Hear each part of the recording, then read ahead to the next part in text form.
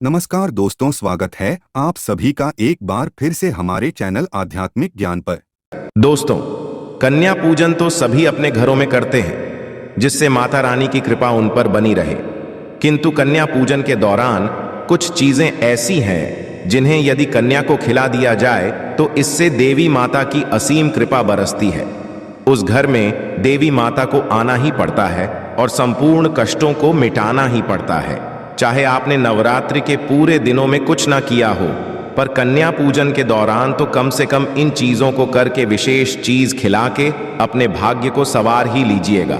दोस्तों, हृदय से कमेंट बॉक्स में लिखे जय माता दी माता रानी आपके सभी कष्टों को समाप्त करें, आपकी झोली खुशियों से सदैव भरी रहे। दोस्तों, नवरात्रि का महापर्व 9 देवी अर्थात 9 कन्याओं को समर्पित है। कन्या पूजन करने से हमारी समस्त पीड़ा दूर होती है, दुख दर्द दूर होते हैं, हर कष्ट दूर होते हैं, गृह क्लेश हमारे जीवन से हमेशा के लिए दूर हो जाते हैं। यहाँ तक कि पितृदोष, राहु दोष, मंगल दोष, काल सर्प दोष और कन्या पूजन से कर्ज से पीड़ित व्यक्ति को राहत मिलती है, सुकून मिलता है, घर में खुशियां आती है तथा अकाल मृत्यु घर में कभी नहीं होती। दोस्तों, आपको बता दें, इस बार माता रानी हाथी की सवारी पर पृथ्वी लोक पर आ चुकी है और भक्तों के कष्टों को दूर करेंगी। जब जब माता रानी हाथी पर सवार होकर आती है तब तब धरती पर फूल खिलते हैं और वर्षा होती है तथा हरियाली की उत्पत्ति होती है और जीवन सुगम हो जाता है। किसान के घर में साक्षात मां जगदम्बा जगत मां का आगमन होता है। दोस्तों, इसके नवरात्रि बहुत ही शुभ और मंगलकारी माने जा रहे हैं। इस बार शारदीय नवरात्रि 15 अक्टूबर दिन रविवार को शुरू होकर और इसका समापन 23 अक्टूबर दिन सोमवार को होगा। ऐसे में 24 अक्टूबर दिन मंगलवार को ही दुर्गा विसर्जन होगा। जो लोग माता रानी की स्थापना करते हैं, मूर्ति स्थापना करते हैं, वो लोग 24 अक्टूबर दिन मंगलवार को विसर्जन करेंगे। दोस्तों, नवरात्रि की अष्टमी और नवमी तिथि पर कन्या पूजन का विधान है। इस बार महाअष्टमी तिथि 22 अक्टूबर 2023 यानी कि इस दिन रविवार है और नवमी तिथि 23 अक्टूबर 2023 दिन सोमवार को है। ऐसे में आप अष्टमी और नवमी को इन दोनों तिथियों में कन्या पूजन अवश्य ही करें। कन्याओं को भोजन अवश्य खिलाएं। शास्त्रों में 9 दिनों के नवरात्रि को बहुत ही शुभ और मंगलकारी माना जाता है और वही 8 दिनों के नवरात्रि को अच्छा नहीं माना जाता। ऐसे में 10 दिनों के नवरात्रि बहुत ही शुभ माने गए हैं। शास्त्रों के नवरात्रि के दिनों में माता रानी का पूजन करने से, कन्या पूजन करने से मां अभय वरदान प्रदान करती है। कुंडली में जो कष्ट होते हैं उन्हें ठीक कर देती है। श्रीधर की तरह ही सच्चे हृदय वाले व्यक्ति के सभी कष्टों का निवारण मां शीघ्र ही करती है। मां की उपासना से विनम्रता का विकास होता है। सभी कष्ट, दरिद्रता, दुख, कष्ट नष्ट हो जाते हैं।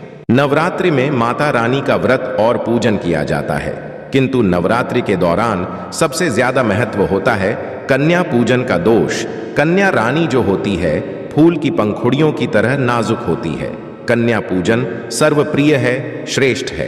कन्या के रूप में स्वयं जगदम्बा देवी माता वैष्णो 9 देवियां अर्थात समस्त ब्रह्मांड इनके शरीर के कण कण में वास करते हैं। बहुत कम लोग जानते हैं 33 कोटि देवी देवताओं का वास होता है कन्याओं के मस्तक पर। कन्या चाहे छोटी हो चाहे बड़ी हो, वह सदैव पूजनीय है, मां के समान जाती है।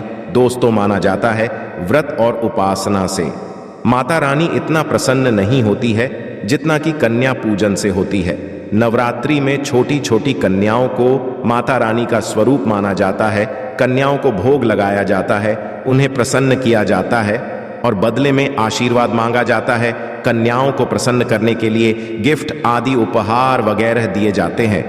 माना जाता है यदि कन्याओं को कोई भेंट दी जाए और वह उसे खुशी खुशी स्वीकार कर ले तो इसका मतलब है माता रानी अर्थात माता वैष्णव ने वो भेंट स्वीकार कर ली। जिन पर कन्याएं प्रसन्न होती हैं तो समझो उन्हें माता रानी का आशीर्वाद मिल गया और माता रानी की कृपा से उन्हें मुंह मांगा वरदान प्राप्त होता है। कन्या पूजन कोई मामूली पूजन नहीं होता। समस्त ब्रह्मांड में जो पूजा होती है उनसे बढ़कर कन्या पूजन को माना जाता है।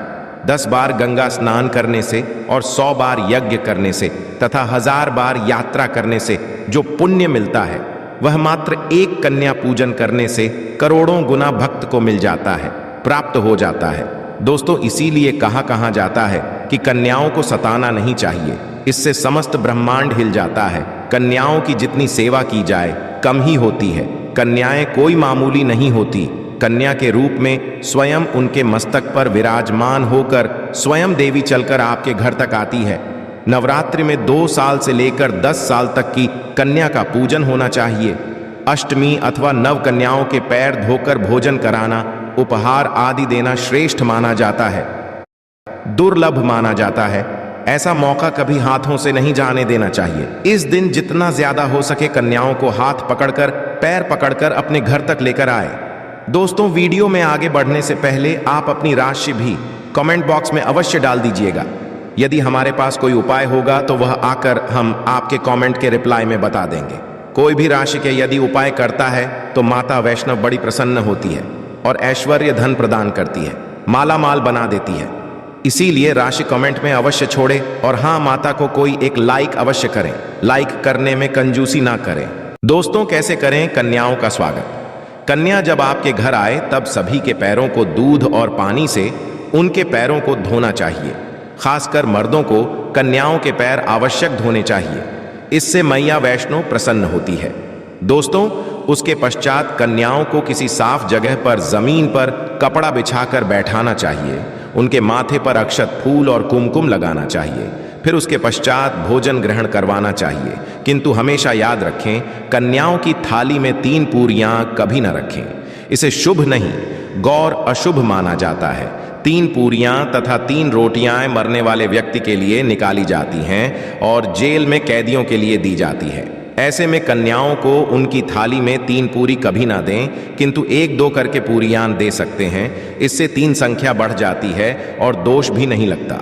दोस्तों कन्याओं को खाना खिलाने के पश्चात अंतिम में कन्याओं के सर पर लाल चुनरी ओढ़ाना चाहिए और भोजन में आपको खीर, पूरी, हलवा, चना तथा आलू की सब्जी, छोले वगैरह की सब्जी खिलानी चाहिए। पनीर आदि भी खिलाया जा सकता है। वैसे माता रानी का प्रिय भोजन खीर, हलवा, पूरी और छोले आदि ही हैं, किंतु भूल से भी लहसुन और प्याज का इस्तेमाल कभी ना करें, अन्यथा अनर्थ हो जाएगा। अक्सर कई कन्याओं को कुरकुरे का पैकेट, चिप्स वगैरह का पैकेट खिलते हैं, जो कि गौर अनर्थ माना जाता है, क्योंकि इसमें लहसुन प्याज का इस्तेमाल होता है, जिसके कारण आपका व्रत खंडित हो सकता है। माँ दुर्गा क्रोधित हो सकती है। जहां आपने 9 दिनों तक लहसुन प्याज का परहेज किया, किंतु आपकी एक गलती पूरे व्रत को खंडित कर सकती है। इतना भी नादान नहीं बनना चाहिए कि माता रानी रुष्ट हो जाए और कन्याओं को भी अशुद्ध होना पड़े। कन्याओं को कोई भी ऐसी चीज ना खिलाए जिसमें लहसुन प्याज होता है। कई चीज तो ऐसी होती है मार्केट में जिसके अंदर लहसुन प्याज का इस्तेमाल होता है। ऐसा आप कभी मत करना। दोस्तों कई लोग कन्या पूजन में खाना घर पर नहीं बनाते और मार्केट से रेडीमेड लाकर ही खिलते हैं तथा दही जलेबी खिला लाते हैं, जो कि शुभ नहीं माना जाता। दोस्तों ऐसा खाना खिलाते हैं जिनके घर में मान लीजिए कोई दुर्घटना आदि हो गई है या घर में कोई बीमार है या कोई मुसीबत, तब वह ऐसा करते हैं। किंतु यदि आप स्वस्थ हैं, आपको कोई पीड़ा नहीं है, तो ऐसा भूल कर भी नहीं करना चाहिए। माता रानी दही जलेबी नहीं, आपके हाथों का बना भोजन खाना चाहती है, आपका प्यार चाहती है। फिर चाहे आप घर में एक ही पूरी क्यों ना बनाए माता के लिए, पर आप स्वयं ही अपने हाथों से माता रानी को भोजन खिलाए। देखिए भले ही आप दही जलेबी खिला सकते हैं, परंतु माता को घर का बना हुआ शुद्ध भोजन ही अति प्रिय है। खासकर के दौरान घर में पक्का खाना अवश्य बनाना चाहिए। माता रानी बहुत प्रसन्न होती है। घर का बना पक्का खाना ही कन्याओं को खिलाना चाहिए। हमेशा याद रखें, कन्याओं को प्लास्टिक के बने धोने में खाना नहीं खिलाना चाहिए। ऐसे बर्तन पूजा पाठ के लिए शुभ नहीं अशुभ होते हैं, क्योंकि प्लास्टिक के ज्यादातर बर्तन जो होते हैं जानवरों की हड्डियों द्वारा बनाए जाते हैं। इसीलिए ऐसा पाप मत करना। कन्याओं को हमेशा स्टील के बर्तन या पत्तों से बने बर्तनों में ही भोजन कराना चाहिए। बहुत ही शुभ गया है। यदि पेड़ के पत्ते में भोजन कराते हैं तो माता अभय वरदान प्रदान करती है। दोस्तों एक और बात हम आपको बताने वाले हैं कि यदि नवरात्रों के समाप्त होने के पश्चात यदि बीच में कन्या पूजन में शुक्रवार का दिन पड़ जाए तो कन्याओं को कोई भी खट्टी चीज नहीं खिलाना चाहिए, क्योंकि शुक्रवार का दिन माता संतोषी को समर्पित होता है और माता संतोषी नवरात्रों के दिनों में सक्रिय अवस्था में होती है, यानी वह भी 9 देवियों के साथ में आपके घर में आती है। इसीलिए कन्या भूलकर भी शुक्रवार का दिन यदि पड़ जाए तो खट्टी चीज घर में नहीं बनाना चाहिए और कन्याओं को भी खट्टी चीज नहीं खिलाना चाहिए। गौर पाप लगेगा आपका किया कराया, सब बरपश्चात हो सकता है। खट्टी चीजों से माता संतोषी रूठ हो सकती है, छिड़क है, आपको श्राप दे सकती है। इसीलिए नादान ना बने दोस्तों। भोजन कराने के पश्चात कन्याओं की थाली में 1 लौंग अवश्य रखना चाहिए, क्योंकि लौंग देवी शक्ति तथा दुर्गा मां को बहुत प्रिय है। लौंग शक्ति का प्रतीक होती है। लौंग में नव दुर्गा का वास होता है। इन 9 दिनों में माता रानी को लौंग का भोग ही लगाया जाता है। तो खाना खाने के पश्चात कन्याओं को लौंग अवश्य अर्पित करें। माता रानी को अमृत से बढ़कर लौंग प्रिय है, इसीलिए कन्याओं को थाली में चुपचाप 1 लौंग अवश्य रख दें। आपका भाग्य चमक जाएगा। माता लक्ष्मी आपके जीवन में धन की कोई भी कमी नहीं होने देंगी। दोस्तों, आपको बता दें कन्याओं को उपहार में क्या दें।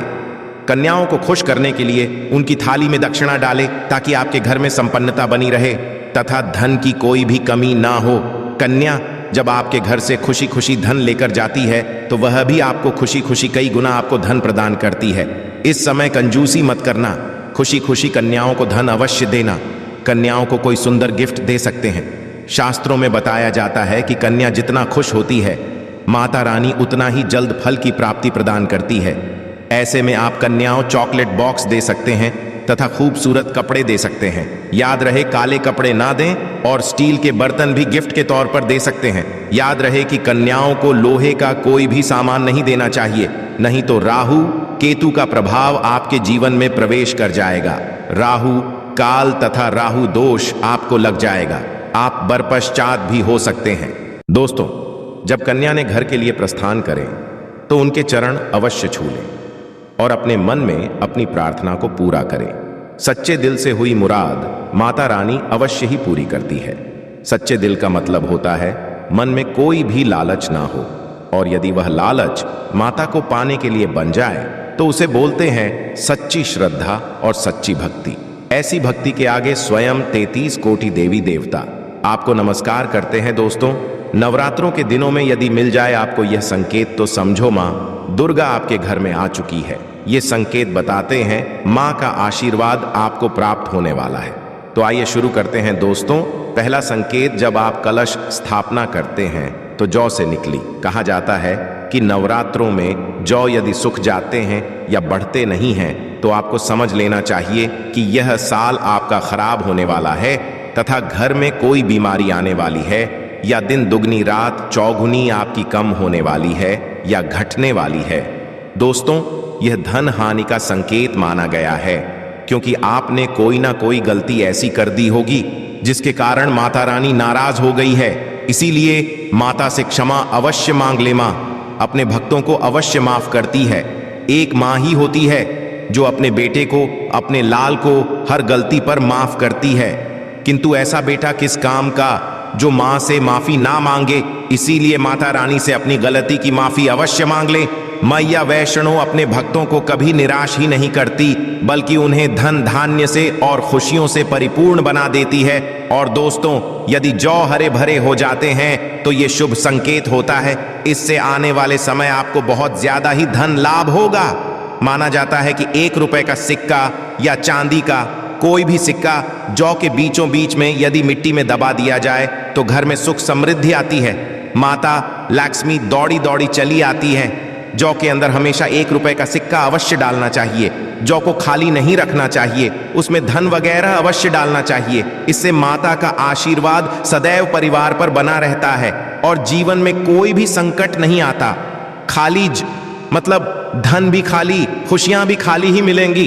दोस्तों, नंबर 2, यदि आपकी नींद न नवरात्रों के दौरान सुबह 4 बजे के आसपास खुलती है तो इसे बड़ा ही शुभ संकेत माना जाता है, क्योंकि यह समय ब्रह्म मुहूर्त कहलाता है। इस समय देवी शक्ति अपने सच्चे भक्तों को ही जागती है।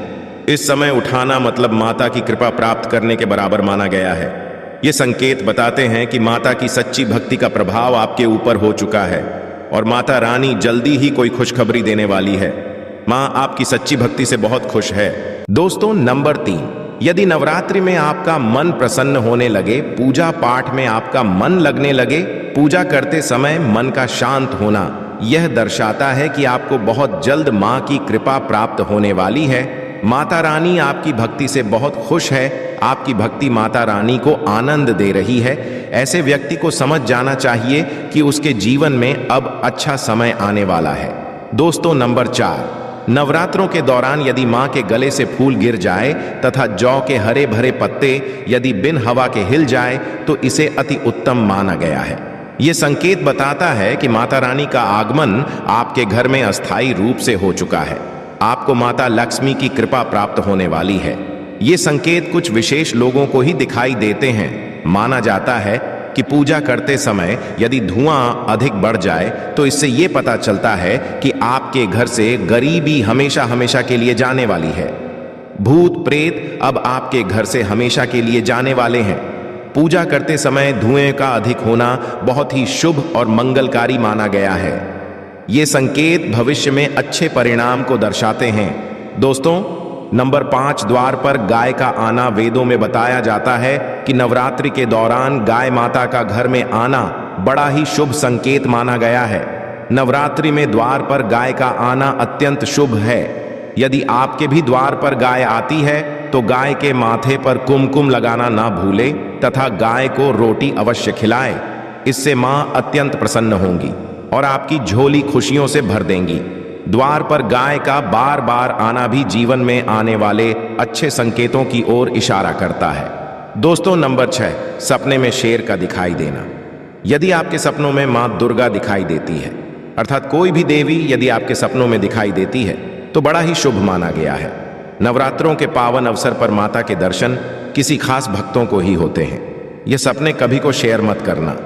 यदि माता की सवारी तथा शेर रात्रि में सपने में बार बार दिखाई देता है तो मां दुर्गा आपसे प्रसन्न है। ये संकेत बताते हैं कि जल्द ही आपकी कोई मनोकामना अवश्य पूर्ण होगी और आपके शत्रुओं का नाश हो जाएगा। शत्रु आपके नाम से ही थर थर कांपने लगेगा।